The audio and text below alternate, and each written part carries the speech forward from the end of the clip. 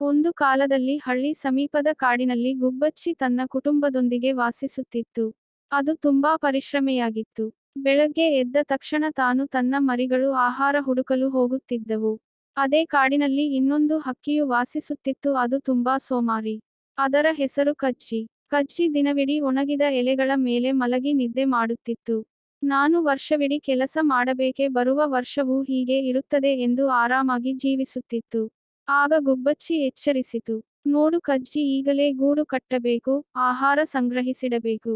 ಈಗಲೇ ಇದೆಲ್ಲ ಮಾಡೋದಿದ್ದರೆ ಮಳೆಗಾಲದಲ್ಲಿ ತುಂಬಾ ಕಷ್ಟ ಪಡಬೇಕಾಗುತ್ತದೆ. ಮತ್ತೆ ಉಳಿದುಕೊಳ್ಳಲು ನಮಗೆ ಜಾಗವಿರುವುದಿಲ್ಲ. ಆದರೆ ಕಜ್ಜಿ ಕೇಳಲಿಲ್ಲ. ಸಮಯ ಕಳೆದು ಹೋಯಿತು, ಮತ್ತೆ ಮಳೆಗಾಲ ಶುರುವಾಯಿತು.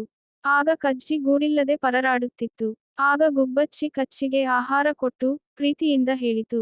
ಪಾಠ ಕಲಿತುಕೋ, ಸಮಯ ವ್ಯರ್ಥ ಮಾಡದೆ ಉಪಯೋಗಿಸು ಎಂದು ಹೇಳಿತು. ಆಗ ಕಜ್ಜಿಗೆ ಅರ್ಥವಾಯಿತು. ಅಲ್ಲಿಂದ ಕಜ್ಜಿ ಹೇಗೆ ಬೇಕೋ ಹಾಗೆ ತನ್ನ ಆಹಾರವನ್ನು ತಾನೇ ಸಂಗ್ರಹಿಸಿಕೊಂಡು ಗೂಡನ್ನು ನಿರ್ಮಿಸಿಕೊಂಡಿತು.